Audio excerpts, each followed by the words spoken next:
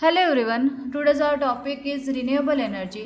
Renewable energy means ऐसी energy जो naturally बार बार मिलती है और ख़त्म नहीं होती. India stand at an inflection point accelerating renewable development to meet growing energy demand, reducing emission and create resilient local economies. अब increasing energy demand means India की पॉपुलेशन और इंडस्ट्रीज कंटिन्यूसली ग्रो हो रही है. जितना ज़्यादा हाउसेस, फैक्ट्रीज और office होंगे उतनी इलेक्ट्रिसिटी की डिमांड भी बढ़ेगी. कोल और पेट्रोलियम जैसे फॉसिल फ्यूल्स लिमिटेड है, तो इसलिए रिन्यूएबल एनर्जी फ्यूचर के लिए बेटर ऑप्शन है. अब जो कोल और फॉसिल्स और ऑयल जलाने से कार्बन डाइऑक्साइड और हार्मफुल गैसेस एटमॉस्फेयर में रिलीज होते हैं, तो इससे क्या होता है, एयर पोल्यूशन होता है, ग्लोबल वार्मिंग बढ़ती है और क्लाइमेट चेंज भी होता है. तो रिन्यूएबल एनर्जी क्लीन होती है और पोल्यूशन बहुत कम करती है. अब रिन्यूएबल एनर्जी का प्रोजेक्ट ले तो लोकल इकोनॉमीज को क्या फ़ायदा होगा.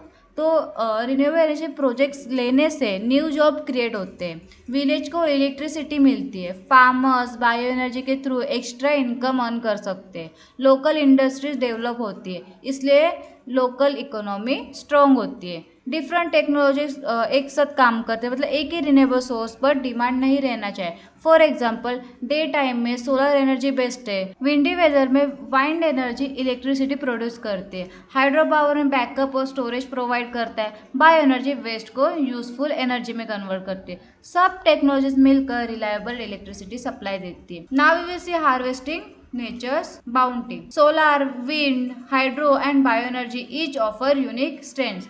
फर्स्ट हम लोग देखेंगे सोलार. सोलर एनर्जी सनलाइट से इलेक्ट्रिसिटी प्रोड्यूस करती है.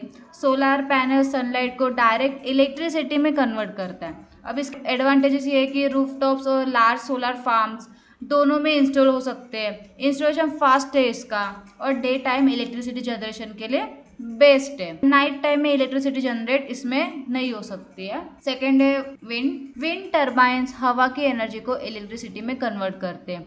इसमें अगर बेस्ट लोकेशन हमें चाहिए रहेगी तो कोस्टल एरियाज है, हाई एल्टीट्यूड रीजन्स है और ओपन प्लेन एरिया है.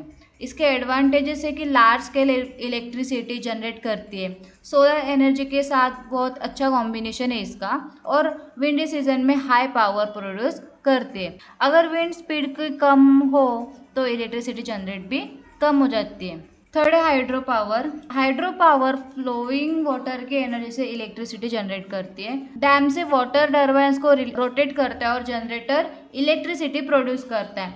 एडवांटेजेस इसके ये है कि इलेक्ट्रिसिटी के साथ वाटर स्टोरेज भी प्रोवाइड करता है, ग्रिड को बैलेंस करने में हेल्प करता है और सीजनल बैकअप के लिए यूजफुल है. डैम्स बनाना एक्सपेंसिव होता है तो इन्वायरमेंट और वाइल्ड लाइफ पर इम्पैक्ट हो सकता है. फोर्थ है बायो एनर्जी. बायो एनर्जी एक ऑर्गेनिक वेस्ट से बनता है, एग्जाम्पल क्रॉप वेस्ट या फिर एनिमल वेस्ट. इस वेस्ट को प्रोसेस करते हैं, मतलब कि हीट या फिर इलेक्ट्रिसिटी या फिर फ्यूल बनाया जाता है. एडवांटेज इसके ये कि वेस्ट मैनेजमेंट इम्प्रूव होता है, फार्मर्स को एक्स्ट्रा इनकम मिलती है, रूरल एरियाज को एनर्जी मिलती है, सर्कुलर इकोनॉमी को सपोर्ट करता है. इंडिया में रिन्यूएबल एनर्जी को प्रमोट कर रहा है बिकॉज इलेक्ट्रिसिटी की डिमांड इंक्रीज हो रही है, पॉल्यूशन रिड्यूस करना है और इन्वायरमेंट प्रोटेक्ट करना है, जॉब्स क्रिएट करने और फ्यूचर के लिए सस्टेनेबल सिस्टम बनाना है. इन सब टेक्नोलॉजीज को कंबाइन करके इंडिया एक क्लीन, रिलायबल और सस्टेनेबल एनर्जी सिस्टम बिल्ड कर रहा है. Thank you for watching. Like, share and subscribe.